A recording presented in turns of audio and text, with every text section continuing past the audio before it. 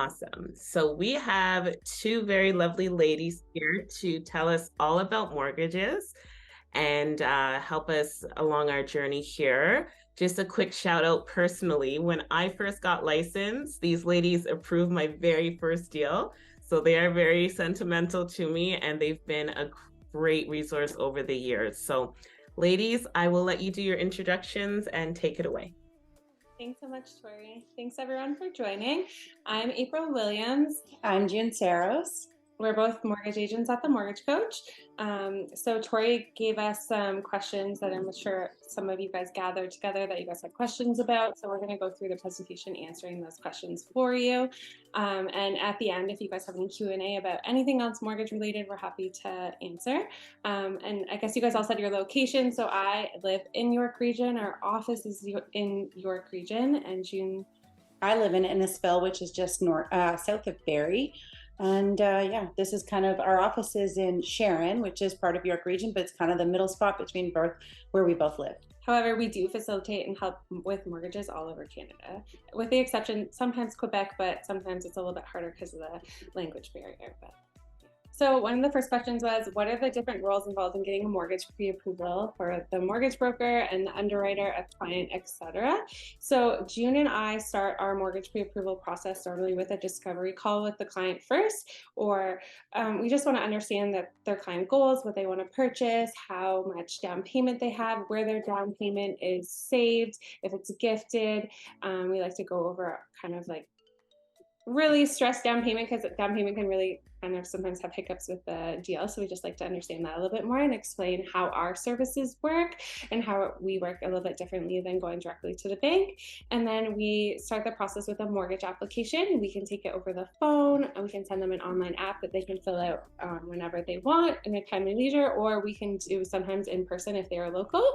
And then we request all income documentation up front. So June and I actually underwrite our pre-approvals ourselves. We know all the different guidelines all of the lenders that we work with have. So we actually get all income docs up front so that there's no hiccups or surprises at all. If we say you're pre-approved, you basically are approved with the exception of the property that you buy, which we'll discuss after.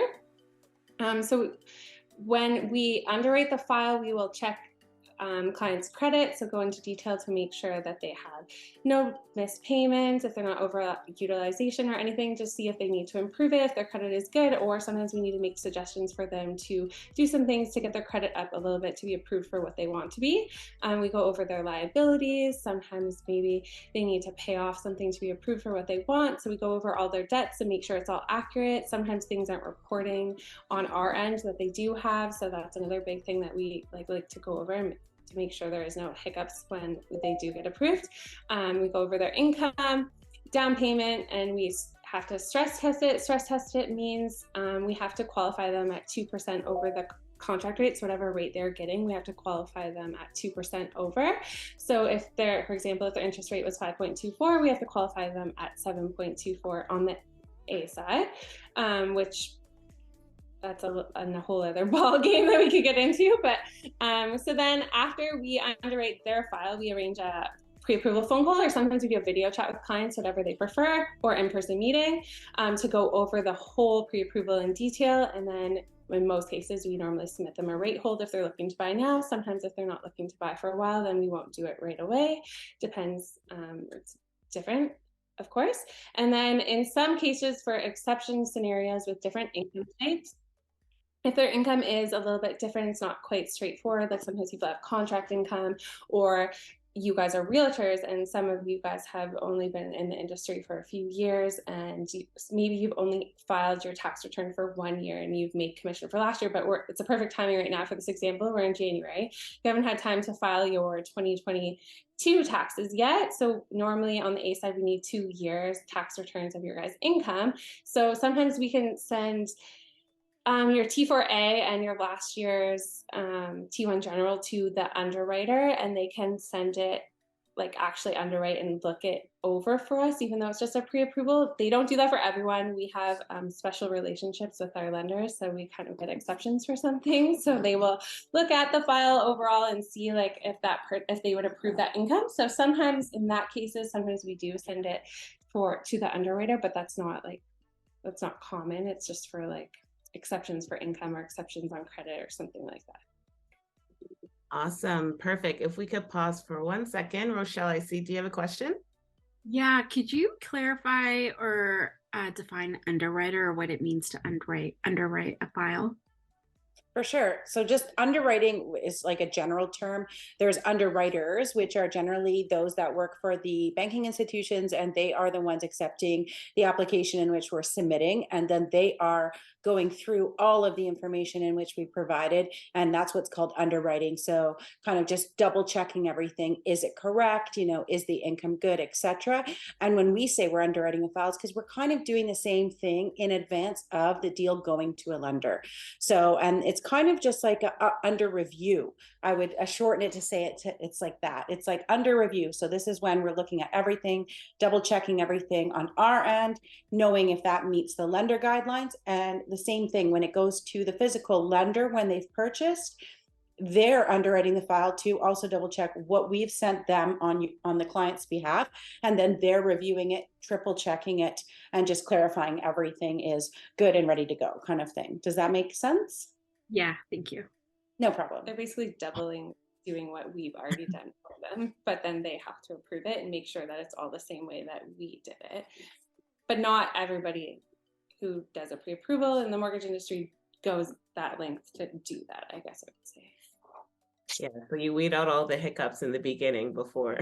Yeah, we don't like surprises. So let's get the surprises out of the way in the beginning. So that way, when you're actually out hunting for your purchase, it's, there's no, oh no, we didn't know this. It's kind of, yeah. I kind of look at it like sometimes clients don't want to give all their documents up front. They're like, oh, it's so much. I'm like, you have to. It's kind of like you want to go to a doctor and you want to find out what's wrong with you. And they say, oh, we got to do an exam or we got to do this test or this. You're not going to say no. And same for us. Like if you want to know if you're going to get approved for a mortgage, we need to know everything and see everything. Awesome. Yeah. Divya, your question? Thank you, Tori. My question was like April and June are brokers, right? So they take an application and then they will send it to different lenders. Is that the process is? And these lenders could be anybody like TD Bank, Scotia Bank, or am I understanding it correct? Yes, we definitely. So we can send to multiple different lenders, and we work with many different lenders, like you said, TD Bank, which is Scotia Bank. These are the big banks that people are aware of. We work with credit unions as well, right. So like Meridian and Duca, and then we have what we call our monoline lenders, which is a whole other bunch of lenders. Again, all dealing in mortgage lending.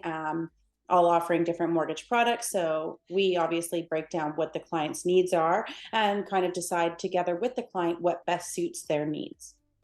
Thank you. And the question I often get from these prospective buyers who are trying to inquire is like, when you guys send their applications to multiple lenders, does their credit gets hit multiple times? So we pull one credit bureau when we are submitting to the respective lenders. So we can use that one credit bureau as long as it's within 30 days. So it can't be pulled 6 months ago and then we send the application. The credit bureau itself that we pull one time would be dated within the last 30 days. In that 30 days, we can send that application with that specific credit bureau to multiple lenders. However, certain lenders do sometimes do another credit check. We use Equifax when we're pulling credits, and that's usually accepted by most lenders. But for example, Scotiabank likes to also receive the application through Equifax, but then they check TransUnion. So these are two big credit facility companies in which lenders utilize to determine a client's credit. And sometimes they can differ from one to the other, meaning some things report on somebody's credit at TransUnion that might not appear on Equifax and vice versa. So yes, sometimes in certain circumstances, there will be a second pull, and usually from the opposite credit facility. So for example, Equifax or TransUnion, but generally speaking, they use what we're submitting, with the exception of some lenders who have their own protocols. I would also too, even though we have access to like over 40 different lenders, it's not like we're going to be sending that same file to a million different lenders. It's actually not good practice. Like, it's our job to figure out what our clients' best needs are and what the right lender is for them. Sometimes there may be a situation where we may send it to a couple, but we normally kind of figure out where is best suited for them and where they want to go, and only send it to one normally anyways. Got it. Makes sense. Thank you. You're No welcome. problem. Okay, we get to go on the next one. Okay. So what are the different roles involved No, in that- oh, there we go. Yeah, that was it. Okay, so this is just sort of example of a pre-approval that we send out to our clients. Sorry, Jean, you can go. No, it's okay. Okay. So we just put a visual here on the right side of the screen. This is our own personal template. So it's not like this is something that everybody has. I'm sure they have their own version, or maybe they don't. But this is how we kind of send out to our clients once we've done our pre-approval and underwriting process and gathered all our information and maybe even obtained a rate hold. The email that the client would receive from us with documents attached looks like what is on the side here, which says purchase owner occupied. So this is in a case where somebody is buying a property where they're going to live. That's what we say owner occupied, because rental and owner occupied, very different. Obviously in this case, subject property, meaning what are they buying? This is to be determined, and same with the region. In this case, we know it's outside of the city of Toronto for this template here. And this matters because land transfer tax is different in different municipalities and different regions. So we always like to itemize all of the closing costs and fees that are associated with your purchase for your specific area in which you're looking at. And we give some estimates here because we can't possibly know exactly what the property tax would be for each property. Also condo fees, because they vary per property. But when we know the area in which somebody is looking at in the price range, we can kind of give an idea of, in this case, we're using a $3,600 annual property tax outside of Toronto for an estimated property purchase value of $580. This is a reasonable middle grade. Now, some property taxes may be slightly higher and some might be slightly lower. And this is why the body of the email on the left side of the page kind of breaks it all down a little bit more and a little bit more thoroughly. And then we just have some disclaimers as well. So everything is approximate. So approximate legal fees to be determined by your choice of your solicitor. We have approximate appraisal fees because an appraisal isn't always required. It is sometimes, and that's at the discretion of the lender.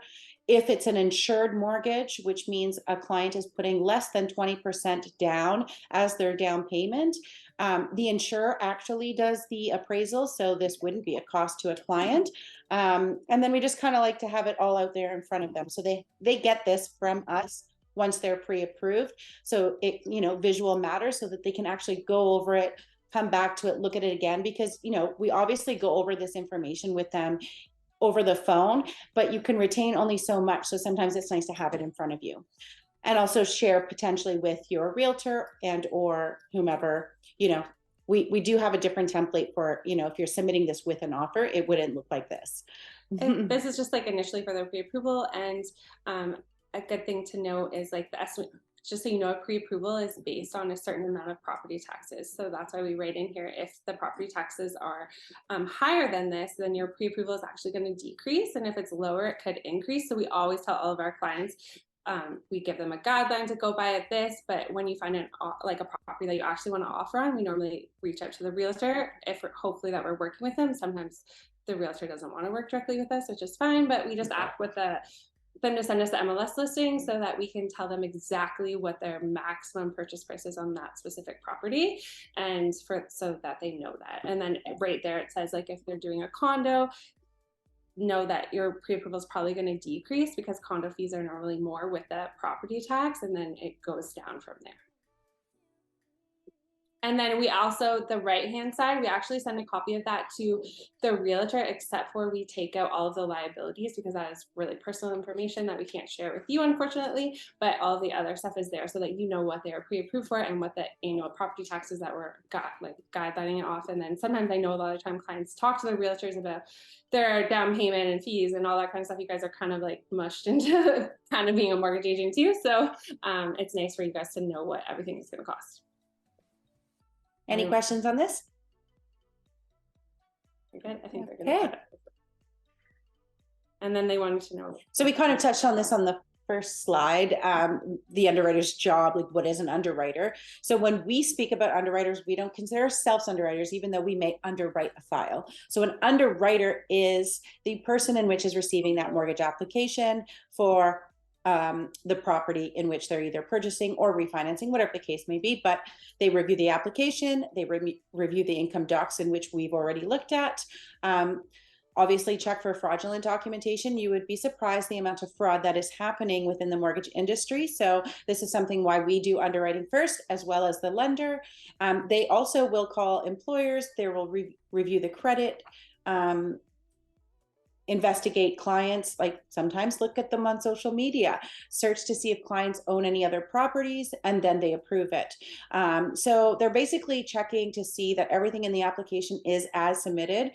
Sometimes, and it's happened to us, sometimes clients are buying a property and they may have neglected to disclose that they had another property, maybe a rental, or they have another property, but they don't think to mention that they do when they're buying because they're like, well, we don't have a mortgage on it.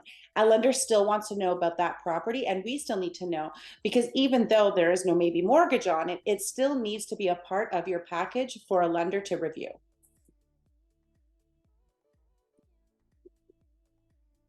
Some documents requested for pre-approvals that we ask for upfront as ID for everyone, because again, we've got to make sure people are who they say they are. The most recent pay stub, their last 2 years T4s, because sometimes if people earn commission or bonuses and stuff, we can use it to your average. So we always like to get as much income as possible, because we obviously want to use as much income as we can when qualifying. So we ask for that. A job letter stating how long they've been employed, their position, if they're full-time, part-time, guaranteed hours, their pay rate, and their guaranteed annual salary. And then if applicants are self-employed, it's a whole other ball game. There's a lot of different self-employed programs that different lenders offer. Basically, the normal docs that we ask for is your full T1 generals, which is your tax returns for the last 2 years. If they're going, because we're brokers, we also have an alternative side. So sometimes if they don't qualify in the A space, we can use bank statements. So we ask for like 6 months worth of bank statements to see cash flow. So self-employed is a little bit different, and if they're incorporated, we ask for articles of incorporation. And if they are a sole proprietor, we ask for a master business license. If this is, I know it's a lot for you guys, so we do have other presentations for like self-employed income and first-time homebuyers to go over a lot of other stuff. If you guys are ever interested, we could present it to you. And then if people own another property, we ask for their mortgage statement or property tax bill, or if they're refinancing. And then child tax benefit income, we always ask, because we could use that to qualify for income as well. Awesome. And I'm just going to jump in quickly. Just a reminder as well for identification, it's important for us as realtors to get that up front, just to confirm people's status in Canada. I'm not sure if everybody knows, but now even with the new law, there's going to be basically no foreign purchases in Canada starting January 1st. So only basically Canadian citizens and permanent residents. So people who are landed can purchase properties in Canada. And if you by chance do a transaction where someone is not a landed resident, you're going to be the one getting the fines from RICO. So, and they're pretty big fines. So another important item there. And maybe something quickly to touch on, ladies. I know sometimes I've had clients who are maybe putting someone as a co-applicant on the mortgage, and it's someone who's getting maybe a pension or some other type of income. Can you maybe touch on whether that is a good thing to add in? Or we do have a slide coming up regarding, like, say, a co-applicant / co-signer and stuff, but it is good for us to touch on the income side of documents of, yeah, if they're retired. I mean, we determine this when we're receiving the application. So generally we send out a link with our application, and, you know, subsequently required most common documents. But then if somebody were to say, oh, I'm retired, there's still generally income there in which we can use. So it's just different set of documents. Generally for retired people or anybody receiving some sort of pension or disability or long-term disability they may be on, again, all usable income, a little bit different documents. So again, they may have been on it for several years. They'll have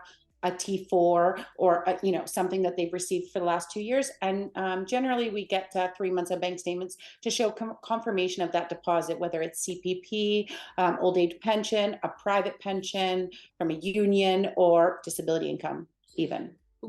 Tori, to like help you understand that part. So in our discovery call, we always go over like where people are working, if they're retired, if they're employed, if they get any income. If we also ask like their assets, if they have net worth, because there's net worth programs and stuff like that. So after our discovery call, this is just kind of like a template that we normally just ask like normal docs for, but after our discovery call and we really get to know who our clients are and who's going to be on the application, we tweak that and ask for more docs once we know what for their specific, application. We're not going to go ask for T1 generals of somebody that's been working, in a salary position for the last 5 years, for example. It's not really required. So yeah, they're definitely tweaked per scenario. In the discovery call, usually we'll divulge that information when you're meeting with the clients, then you kind of know what to ask for based on what they're doing. These are just the most common docs that we need from most people. Excellent. Thank you. You're welcome. Right. So we also like to touch with you guys on the difference because a lot of people have a common mistake. What is a pre-approval and what is a real approval? And there is a difference. So a pre-approval is kind of what we were just talking about, figuring out what somebody qualifies for. A real approval is when you've actually bought and we've sent it to the lender, and now you've bought in this property and you have mortgage documents. And there is a big difference because at the end of the day, we can pre-approve an amount of money that a person is allowed to borrow. But at the end of the day, when that application becomes a real approval is when there's a property address attached. So there is a difference because a lender could say if the property is considered unfit or unsafe or doesn't have a heating source, there's many different reasons. They can say, yeah, we would lend you money, but we're not lending you money for that property. So that's what the difference is from being pre-approved to going to a live approval. It's a real deal and a real approval once we've attached a property and the lender's approved both you and the property together. So, I mean, it doesn't happen all the time, but if you're buying something that says as is, where is, or, renovating dream home, tear down and build your dream home, unfit for living, these kinds of things that get listed in MLS listings is a red flag for a lender. Hence why through the process, even once we pre-approve, getting a real estate agent to communicate with us and be along the way with them, we're going to know this before they're even offering. So the last thing you want to do is prepare a bunch of offers. They finally, yay, we found a house that they got it. They got the offer and they will never lend on this property. So, minimizing the effort on your part and our part prior to is, a great sometimes in the MLS listing, it says sold as is can be a red flag. However, sometimes some real estate agents just put that in there to save, I don't know why, maybe Tori, you can touch on that, but sometimes there isn't really anything actually wrong with the house. So we've had that before. And in that case, just because those words are in there, that's going to trigger an inspection. Like they're going to want to go in and inspect the property and make sure that everything is okay to make sure that they'll lend on it basically. And another big thing is like loan to value. So the appraised value. So lenders aren't going to lend on something that is appraised under like, for example, you buy something for $800,000 just because you paid $800,000, but every other home in the street like it sold for $6 million. A lender is not going to lend you 80% of $800,000 if the property is technically only valued at $600,000 as compared to other properties that are similar and sold in the area recently. So this doesn't happen too much, but I mean, definitely during COVID, the last several years with those high purchase prices and very competitive market, people were definitely overpaying for properties. And luckily, we didn't really have any issues with this. And our client base, again, due diligence, I guess, getting that appraiser out there quick to make sure. So no clients are buying something in which they can't finance for the amount of money they need to buy it. So yeah, luckily we had no issues, but there was lots of people that did. So also relationships matter in this business and a lot of other things, but yeah. So that's the difference between a pre-approval and a real approval. Approval is the actual house where a pre-approval isn't.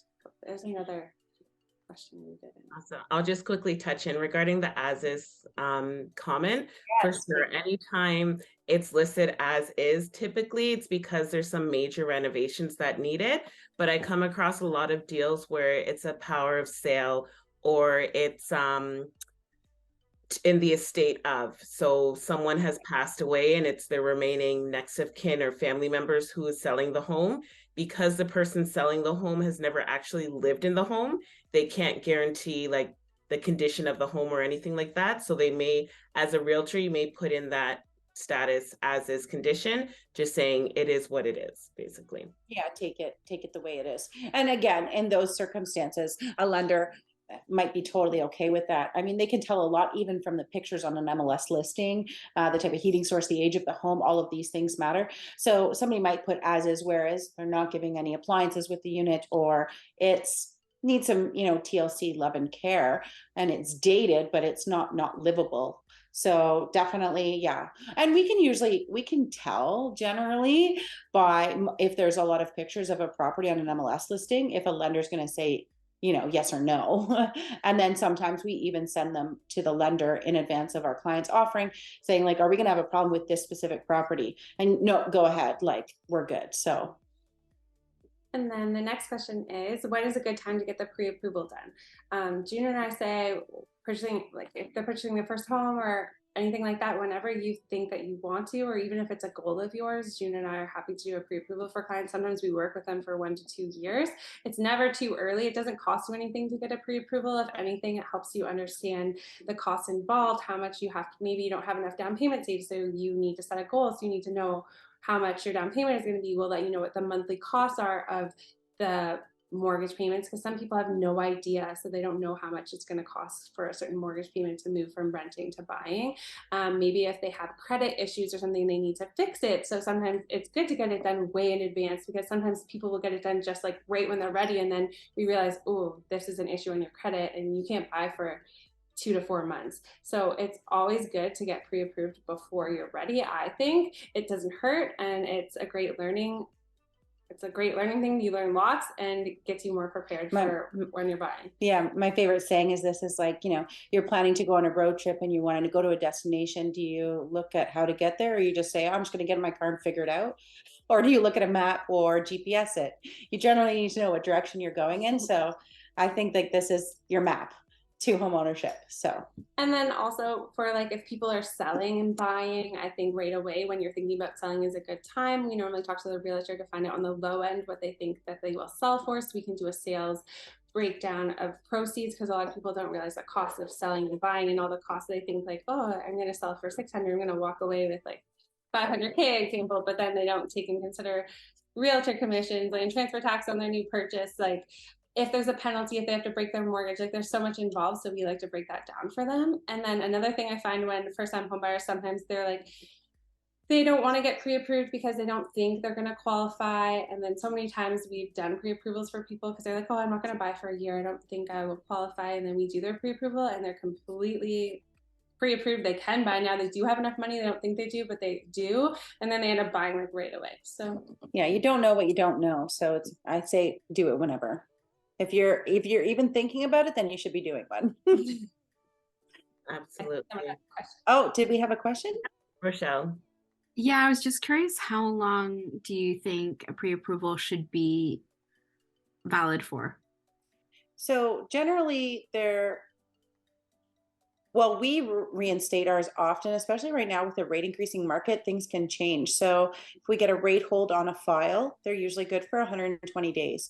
We usually recommend this in a rate increasing market or at any time, just to save the client, what if rates go up or down? So if rates go down, obviously we're going to get them the best rate at the time they buy, but they're good for about 120 days. And then we reevaluate. And that means that they have to buy and close in that 120 days. But reevaluating it is good because as rates change, so does qualifying. If rates go down, they could qualify for more. If rates go up, vice versa. So a pre-approval, sometimes we continue to redo them every, several months, for the purpose of making sure that we're still on pace. Lots of things can happen: job changes, job losses, extra liabilities. Oh, I had to buy a new car. So just kind of touching base and making sure that things are on track while they're in their home search, because this home search could take them a year. Somebody could start the pre-approval and not buy for a year or a half later, or they buy a pre-construction that's not ready. And we've had this a lot lately. You know, we've done pre-approvals a couple of years ago. Finally, the properties are starting to come around and close. Well, we have to reevaluate that situation. You don't want to get right to the closing date and find out, well, what happened. So does that kind of answer your question? You have to keep in mind, we stress to our clients a lot that your income and everything can't change. You cannot, like on that pre-approval that we sent out, says you cannot incur any more debt or liabilities, or that will change your pre-approval. Like, we stress that so much to clients, because if they get more debt or their income changes, that will change their pre-approval significantly. Got it. Thank you. No problem. But if none of that changes, if their income is the same, their liabilities are the same, and we have a rate hold for 120 days, you are good. But that means within 100, the closing date has to be within 120 days, not the sale, not that they got a purchase, like a sale at purchase. On the 119th day. Yeah. Yeah. They can't buy that on like the 120th day. Be like, oh, well, I just bought today. No, the closing date has to be within the 120 days. And then this is what we were talking about earlier, co-signers, guarantors, or a co-applicant, which isn't listed here. Co-applicant usually means you're on the deal and you're going to be living there. So you and a friend, you and your spouse, you and your brother or sister, whomever, two people are co-applicants if they're buying a property together. Co-signer and or guarantor, these two things are very similar. Some of our lenders do allow what we call a guarantor. Mind the spelling error here. It's called guarantor. So basically a guarantor and a co-signer are basically aiding in the help to purchase the property. So you might have a single first-time home buyer who's just trying to buy themselves, and maybe they have an immediate family member that says, listen, I'm more than willing to help you co-sign, to help you qualify for your first home. And we get this a lot, and especially right now. So the liability aspect of both of these is the same to the person co-signing. They are equally responsible for that loan should the applicant default. But the payments would come from the applicant. If there was ever an issue or a power of sale, it's as if they own it. But the significant difference that I think is super important, and it's not for everybody, and it's at the discretion of the lender, is a co-signer will be on title of the home, and it will report that mortgage to their credit bureau. The guarantor will be equally responsible in the same way the co-signer is. However, it will not report to their credit bureau, and they will actually not be on title.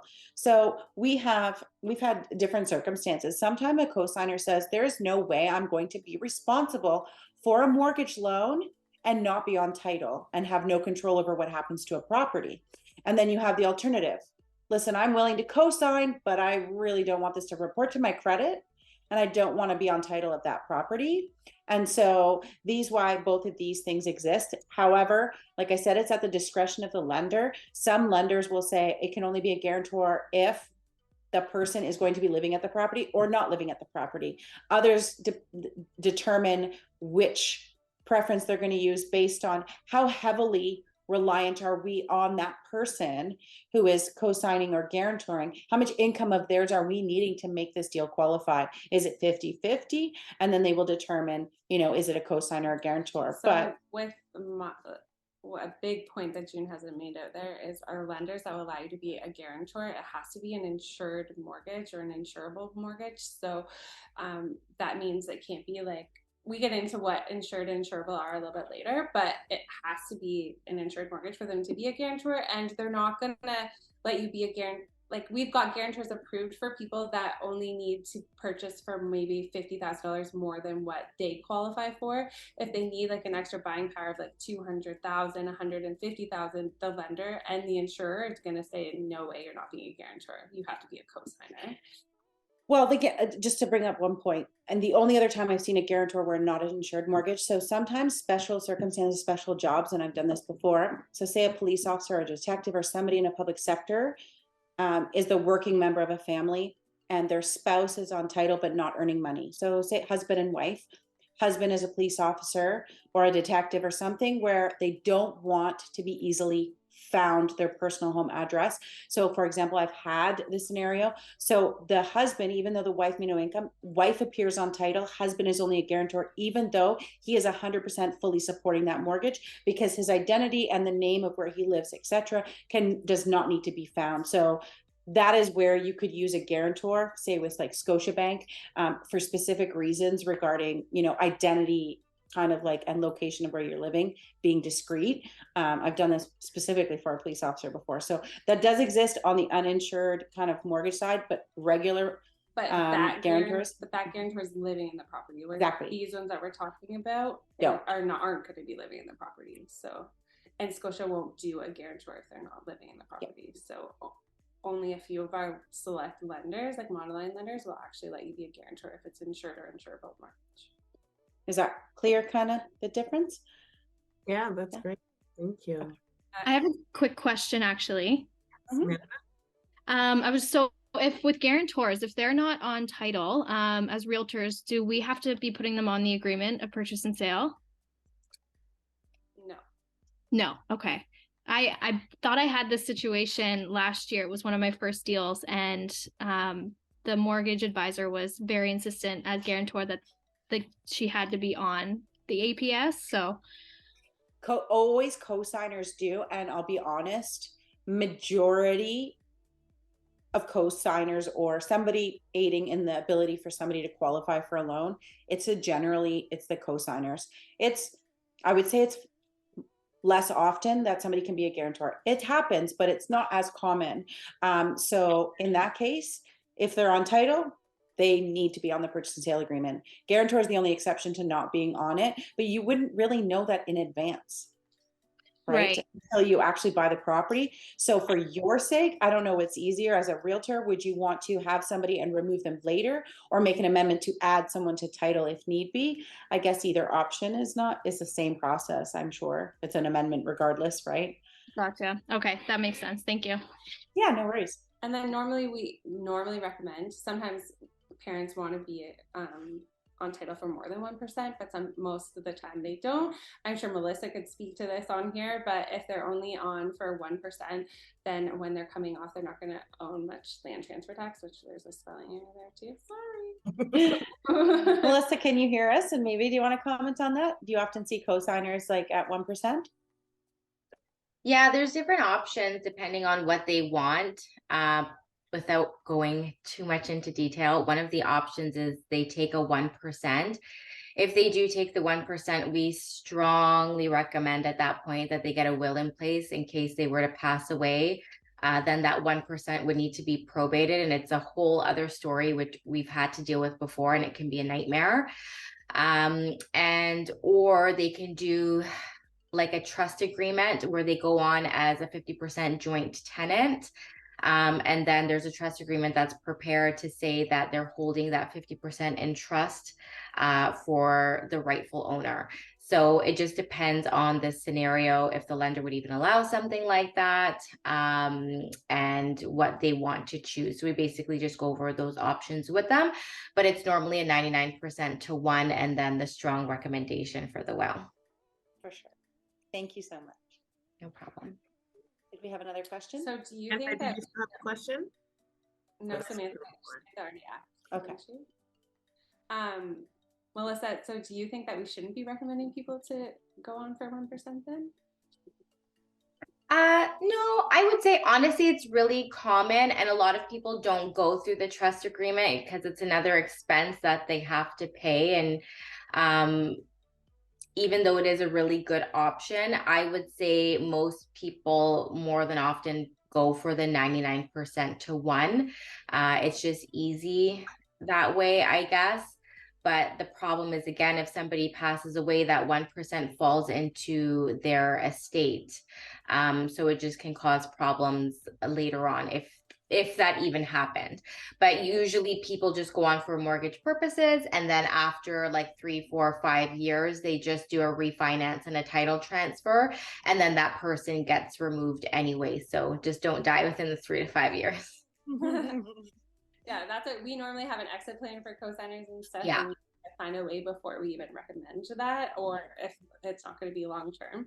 And just so everyone knows, we actually work with Melissa Douglas and her team a lot. They are go-to lawyers and our favorite. They are excellent, and they always accommodate. They're just really great. So if you guys ever need a lawyer referral, you should reach out to Melissa. Thanks. You guys are awesome. Like, so easy to deal with. We love having your file. So amazing presentation so far. Thank you. I think we can move on to the next one. If somebody thinks of a question that they missed, we can ask them at the end too.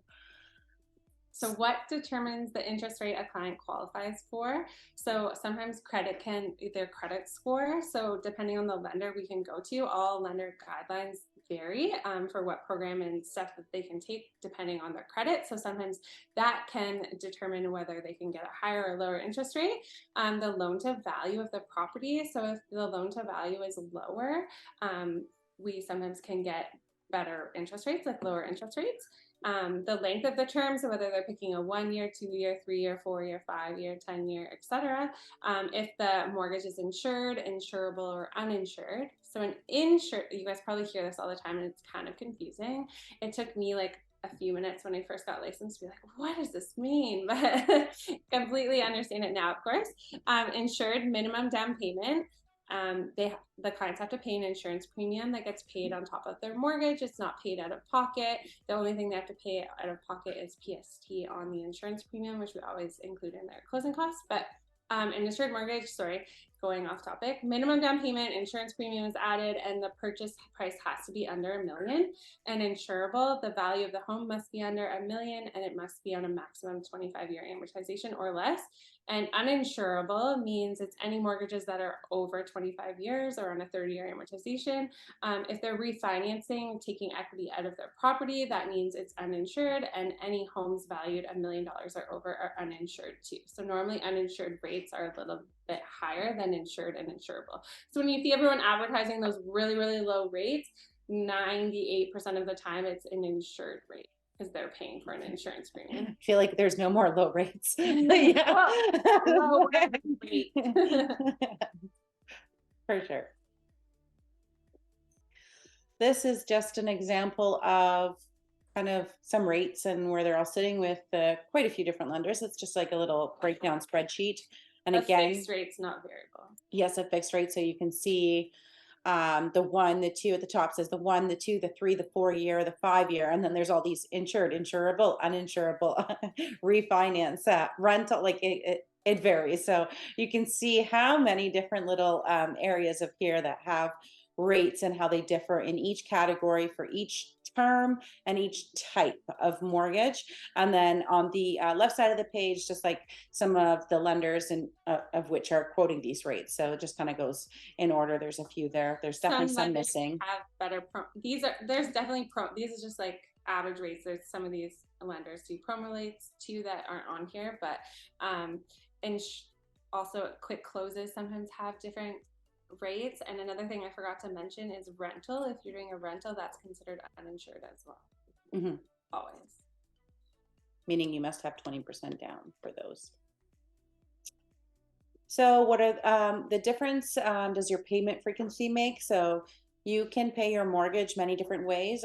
Monthly, most people know about. Semi-monthly, which is like the 1st and the 15th of the month.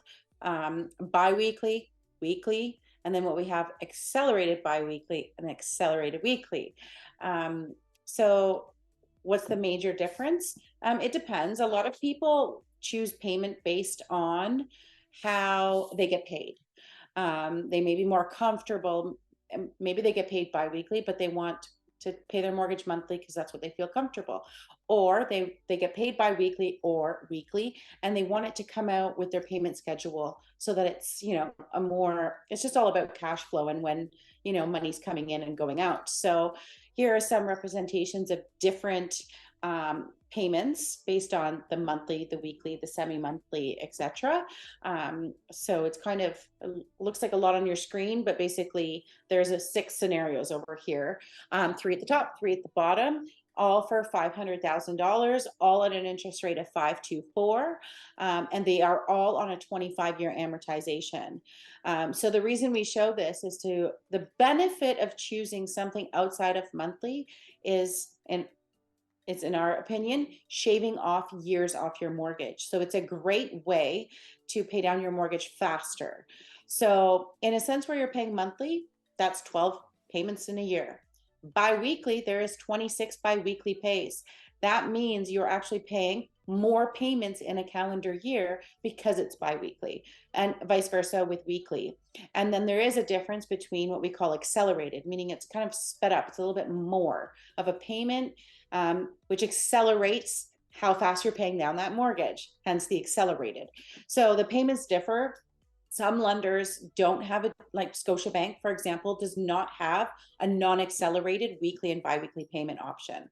However, they do have monthly, accelerated weekly, and accelerated bi-weekly as options to pay your mortgage. But we like to break it down because not every lender is the same, and most of them do offer all of these options. So we just kind of broke it down for you to see. So if you can see the difference right here, the monthly payment is, the total payments is 178,000, total interest is 122,791.54, and if you do semi-monthly on the 1st and the 15th, it's pretty close, like it's a couple $100 difference for total interest paid and total payments paid. And then if you go to weekly and bi-weekly, instead of 122,791 in interest, you're paying 122,495. So about 290 some odd dollars difference if you pay bi-weekly over, or sorry, that's weekly, if you pay weekly over monthly. So monthly, semi-monthly are pretty similar. Weekly, bi-weekly are really similar. It's when you're paying accelerated. So if you take a look at a weekly payment that is not accelerated, it's for the same mortgage amount, same interest rate, it's $685.80 a week. Now, when you go accelerated, it's $744.18 weekly. And if you look at the difference, the total interest for weekly is $122,000 that you're paying, and if you go accelerated weekly, it's $120,360. So you don't really see a huge dip. And if you see principal, there's $55,000 is paid in principal for weekly and $73,000 to principal for accelerated. The biggest difference to note is the balance at maturity. So maturity meaning when you're up for renewal after, say, 5 years. So in this case, where you just had a regular weekly payment, $444,187. Balance remaining on the accelerated payment, $426,873. So you've paid quite a bit more down at the same time period, same interest rate, just making that payment accelerated a little bit more. And the biggest difference is paying accelerated takes it like a few years off of your amortization, which we're going to show you in the next slide. I think this is a great example. So we just kind of did a comparison of that scenario if you were paying an accelerated bi-weekly payment. So this is the blue is the monthly balance should you have paid your mortgage in this term, like for just monthly payments. And then in the green is showing you if you paid it accelerated bi-weekly and what the balance would be. So not only does the balance change, but this means you can also pay off, you're actually making your amortization less. So if you were at 25 years, you're now at 21.4 years because you've accelerated those payments. If you stayed on that same schedule, in 21.4 years, your mortgage would be paid versus the 25 it was actually amortized over. And if you did that every 5 years of your term, if you take a 5-year term, you would pay it off even quicker. Make sense? Good visual? All right. How long should a mortgage condition be typically? And again, this is Q&A. No, well, that's the last question. Yeah. And I just put any more Q&A at the end. So typically, it depends on who you're working with. If you're working directly with a bank, you may want to do 5 to 10 business days, depending on who you're working with, because they could take longer. I don't know. I can't speak for everyone because I don't know. June and I typically, if people are competing and stuff like that, we have really great relationships with our lenders. So we know that they're going to take our file really quickly. So we've done it within 24 hours before when it was like a really crazy market. And 1 to 2 business days is kind of what we were doing. We typically can get them approved that way. We don't like to like put that on our lenders all the time, but when needed, we can do it. Absolutely. I would say typically 3 days is our average that me and June like to do, that we know that everything is going to get done in time. But typically I'd say for most people that you work with that I see, typically is 5 business days is what I normally see. But sometimes if you're like offering on a property on a Wednesday, it's nice to put in a 2-day financing condition because they want to know that they're approved by Friday before the weekend, because the weekends don't count, and it's nice to know, like everyone wants to know that everything's wrapped up and firmed up before the weekend comes. But you guys also need time now. You guys actually do inspections, which is great. So you also need time to book a home inspector and that kind of stuff too. And that is all your guys' questions. So does anyone else have any other questions that we can answer while we're here? We can just stop sharing. Is that okay? No, don't stop sharing it. Okay. I have a generalized question, if I may. Yes. I'm just curious how mortgage approvals are going for first-time home buyers right now. Like, if you have, the reason why I bring this up is there's a lot of my clients from many years ago, they're going to be their leases are going to be coming up and people are going to be asking questions. I just want to know if you can give me any insight on like what's happening with the pre-approval process for like first-time home buyers. Like, is it smooth? I guess it depends on the person, I right? feel like we make it smooth. I don't know about everybody else, but for us, it's smooth. It's this, we kind of, we follow the same process, and you know, like it just gets better and better obviously as we go. And I mean, obviously some files will have, and some people and some clients, hiccups. We can complete pre-approvals fairly fast and very efficiently and smooth, but it also depends on the clients. The benefit, I would say, from our perspective is that not everybody is available 9 to 5. And so we are available outside the banking hours, also on evenings and weekends, to accommodate our clients, because not everybody can meet during the day. So we do a lot of evening appointments with our clients to accommodate their needs, to make that more smooth and faster had they had to take a day off work in order to complete this. So I think that makes our process a little smooth, and just, you know, the way in which we do it. But with the current market, is that kind of more what you're asking? Yeah. Like, Yes. Yes. I think when you said your clients from before, you're talking about people that are trying to like sell and buy right now. I know you said first time home buyers, but yeah. So I just, okay, so She's gotten a lease for, and now they're looking to purchase their first purchase, make their first purchase. because a lot of people, like if they're on like a 5-year lease and it's coming up and then they want to go lease somewhere else, it's, well, I don't really need to say more from there. Like the price points for leasing right now are, everybody knows it's really high, right? So I guess what my question is, just to be clear, is like, you know what, maybe April, I'll get on a call with you, because it's kind of hard to explain what I'm asking, but basically what I'm at, sorry? I was trying to, who's talking right now? It's Sarah. Oh, it's Sarah. Sorry. I couldn't see. Yeah, we can't tell who's talking. Yeah. I'm eating my dinner. I'm sorry. I know. I wanted to take part in the call. So I guess what I'm just getting at is like maybe if you can give like 1 or 2 scenarios, like right now for first time home buyers that you guys have maybe experienced, and like what the outcome was, like what kind of things, like creative ways are, like I know you talked about, you know, co-signers and all that jazz, but like maybe increasing down payment. We're seeing maybe if parents aren't always willing to co-sign, but maybe they're willing to gift funds. We've done a scenario near the end of last year. The clients were having trouble all of a sudden last minute qualifying. They didn't actually do their pre-approval with us, but then they came to us in a pinch. They had already bought, and then they are actually not qualified. So we had to run this whole scenario. So in this case, parents didn't want to co-sign, and they didn't really have any funds, but what they did have is a property that was free and clear. So we quickly mitigated throwing a line of credit on that property for the parents, because they were willing to give them money. So basically we refinanced their free and clear home just to get that additional funds for those buyers to come up with the difference between what they had and and 20%, so that Okay. we had a lot more options for them to buy this home, because they bought it, so they had to close. So we had to figure out something. Okay. So that was one complicated situation near the end of last year. That was just kind of landed on our plate, and we figured it out and got it done. But this is the whole point. This is why a pre-approval is important. You never want to be in that situation. So your clients will come to us, for example, they're coming out of a rental. I find the ones that have been renting the longest are the hardest transitions, with the interest rates being higher right now. It's more Yeah. accepting the fact that, oh, well, I've been in my rental paying $1,600 a month, which isn't a reasonable normal rate of rent now for a home, and yet then they have to justify in their head paying $3,000-4,000 a month for a mortgage. That is the hard justification I'm finding for people that have been renting for a while and in a place for a while, versus maybe just renting the last year where they've been paying high rent, and it makes sense. Why would I pay rent anymore when I could be paying my own mortgage? So it depends on the circumstance, but I think that it is a lot more difficult to qualify.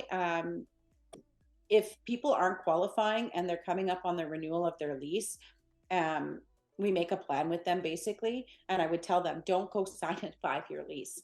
If your plan is to home own, why don't we find something or stay where you are for another year? And this is the plan in place to get you there next year.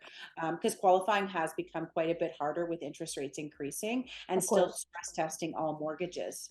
Sometimes, I know that, like, to answer your question, Sarah, to help, some lenders do offer cashback mortgages. So we've seen before, sometimes if it's like a high amount, some companies will offer 1, 2, or 3% of the mortgage balance. The interest rate is a little bit higher, so technically they are kind of paying for that extra cashback over the length of the mortgage. But sometimes it makes sense for them to take that, because it's better for them to be paying their own mortgage than a high amount in rent, because some people are paying high rent, not low, like they haven't been there for a long time. So some people are paying like $3,000 in rent right now.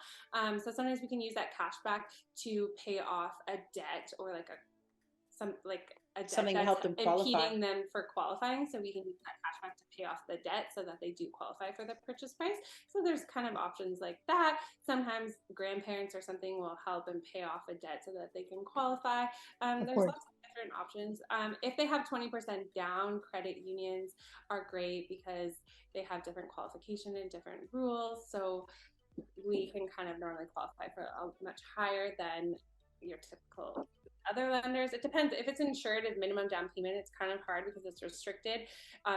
All lenders have to follow the same guidelines all throughout Canada when you are an insured mortgage. So minimum down payment, we can't go out of the box of ratios that we can qualify on. So it's really only adding money or paying off debt or adding someone onto the application to help qualify them for more.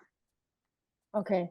Thank you for that insight. I know my question was probably just wild, but I just it's know. so circumstantial, right? Like, it's so per person, but it is what we're facing right now. And if I'm honest, because of rates, we're seeing a lot of help coming from family members, or people are buying together, because singly, almost impossible to get out in this market, even if you're making a decent income, and if you're renting on top, hard to save a down payment. So we talk about down payment strategies with clients. Some people come to us, they haven't even started saving, but they have no debt. Or other people have saved so much, but they don't qualify for much because they're carrying car payments and such. So maybe putting less down, but paying off that car is what makes more sense. So we get rid of the one payment, put less down payment, and it gets them into a mortgage. So we really evaluate case by case basis, because some people are carrying a lot of unsecured debt, and they have great credit still, and they've managed to save so much down payment, but that monthly payment of, say, $800 for a car is seriously impeding their buying power, yet the balance owing is only, say, 10K. So if we were to use 10,000 from their savings, pay it off, and put less down, that might be a better scenario for them to get them qualified. Okay, Also, cool. a lot of renters too, if they don't have a down payment saved, but they don't really have any debt, there is something called an RSP loan, which is a little complicated, but we've helped lots of people get an RSP loan to help with their down payment to purchase a home too. Yep. Sounds good. Thank you for all of that. I'm doing my rounds, and I'm meeting up with my past clients, just doing like catch up meetups. And I've had a few questions. I know, April, I told you about one of my clients who's going to buy privately within her family. She should be connecting with you in the next couple of weeks. So I just want to make sure I have the right info for this time, right? Because it's a crazy place. I'm always there for you whenever you need me. Just text. Sounds good. Thanks. Awesome. Christiane, you had a question. Oh, hi. So I'm just going to make it quick. Is the first-time home buyers tax credit still applicable if you're putting 20% down as a down payment? Yep. So Yeah. transfer tax, yes. Okay, thank you. No problem. Samantha. Hi, I have a quick question about, so here's the scenario. What are the rules if someone was to purchase a property, it's financed, and then they decide they want to essentially rebuild the property, like the house, if it needs a lot of work? You mean like they tearing it down and they rebuilding still it? own, like, they still own it? Essentially, yeah. That sounds like I actually got that question by a couple of realtors this week. So, and I'm sure, again, Melissa, you could speak to this, but typically a lender is going to lend you, say you buy a property, you mortgage the property, it's supposed to stay in a certain condition. Technically speaking, according to your standard charge terms and the mortgage terms, you're not supposed to wipe that property out and rebuild a whole new one, or even make drastic physical massive renovations to that property. People do it all the time, but the thing is what if it doesn't get rebuilt? All of a sudden this property is now mortgaged for a property that may not exist or not be worth it because you've removed half of it or gutted the whole thing. So, I mean, there is programs that are called Purchase Plus improvements that lenders will help you finance that, but also approve the changes in which you're making, which I would recommend. So if you're buying a property that you know you're immediately going to improve and maybe you want to fund that, then the lender's aware of it.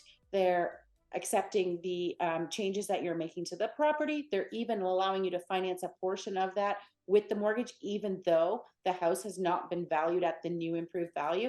So there's programs for that. But I mean, I would be very careful about a complete tear down, because I mean, and then I'll let Melissa comment on that. I'm pretty sure you probably have something to say about that, but you'd be like breaching your terms of your mortgage. That was my question. Yeah. Like, so essentially, even if you don't need financing to do the improvements, you just basically kind of have to let the lender know. Yeah, there's a document that you would sign with your lawyer. There's a declaration, and in that declaration, it specifically says that you're not using the proceeds of the mortgage to finance any construction or major renovations on the home.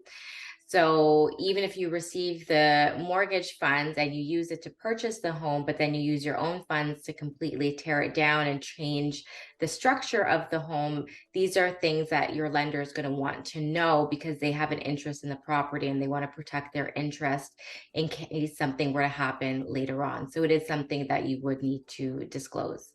Okay. And then another follow-up question. If the client were to not do that, and then they go to refinance the property at the new value once it's complete, is there a penalty involved with that?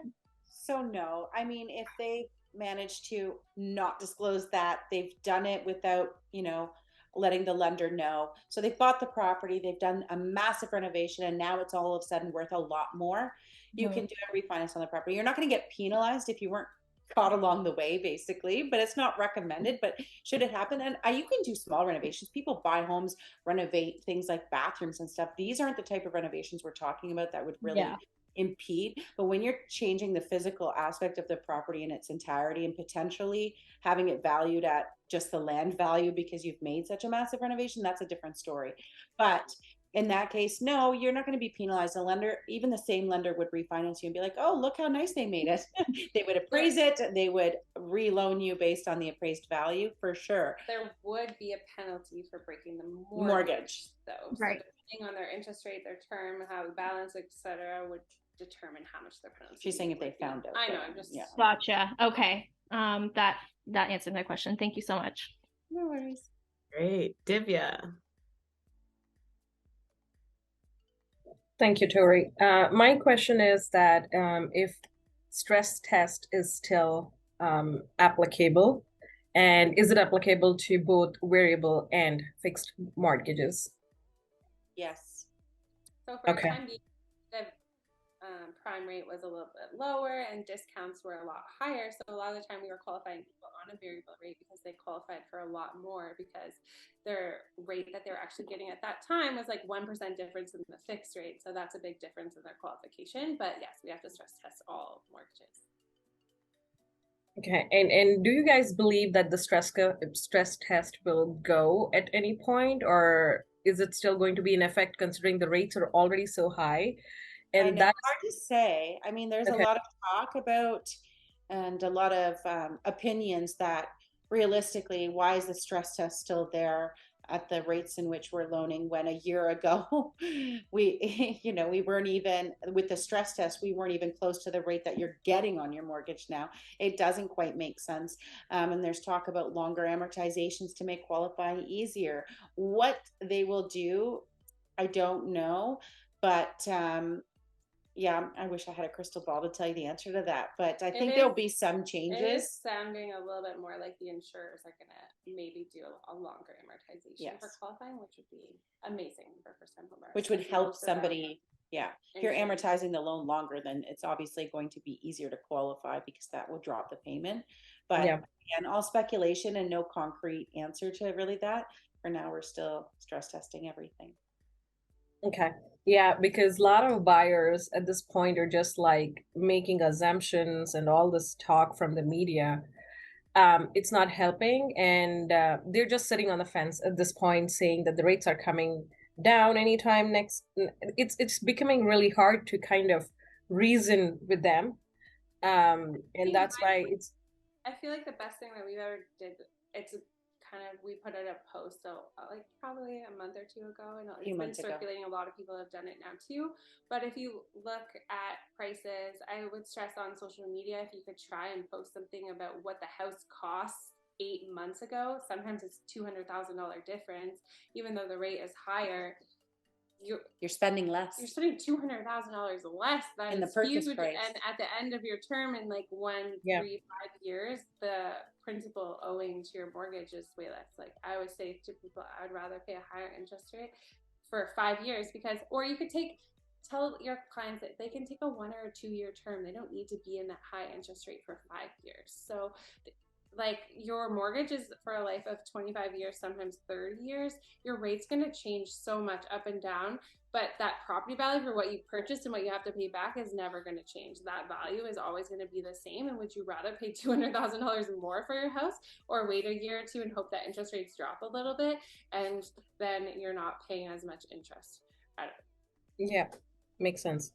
I'll show you guys. Oh shoot, let me see. We have a it's on our page, it's like then versus now, and just looking at a same property then value versus now. That's it exactly. And it just kind of gives you that breakdown, right, of like what you owe at the end of it. So realistically, regardless of the interest rate difference, which is substantial, almost double, you actually have a lesser balance, smaller payment because you bought. So when interest rates are high, tends to be the purchase prices come down, and when interest rates are low, the prices go up. So it's always gonna be like that. So, and rates aren't gonna be in the 1% again like they were in COVID. Like that was like it's not gonna happen in a long time, if not like I don't know, but it was a fluke that they were that low.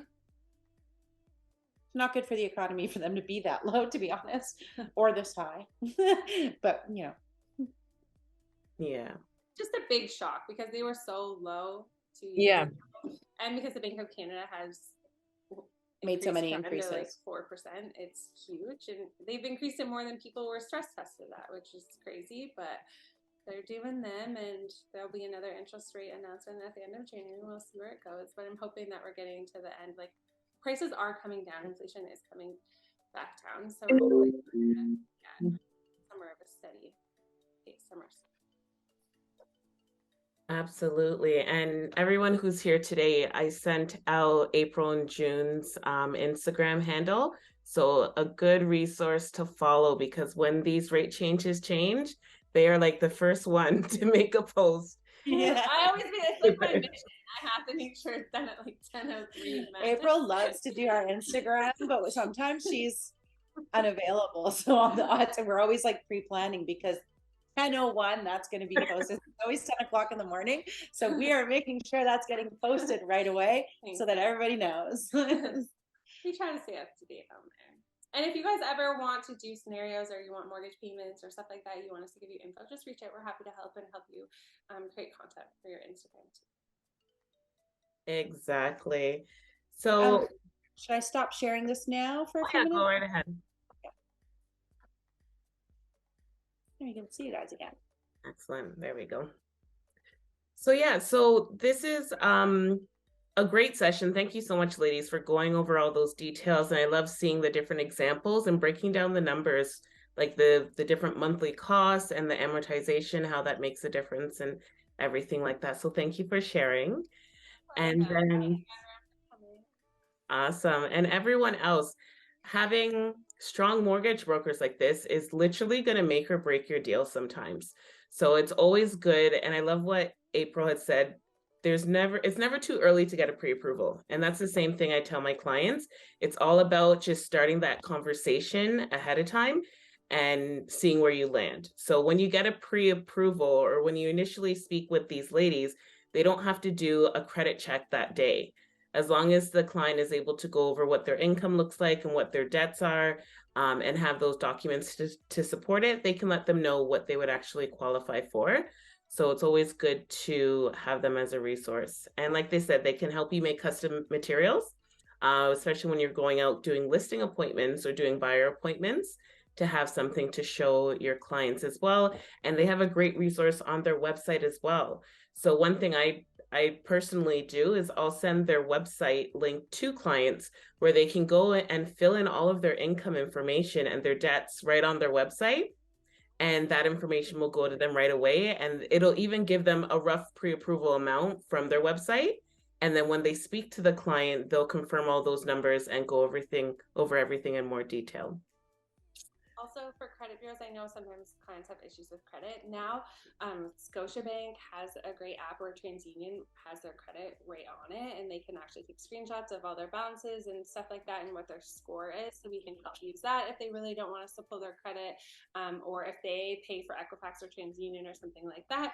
Credit Karma isn't it's a guideline to go by, but if they want an actual accurate 100% pre-approval from us, we say we need like Equifax or TransUnion because it's not always accurate.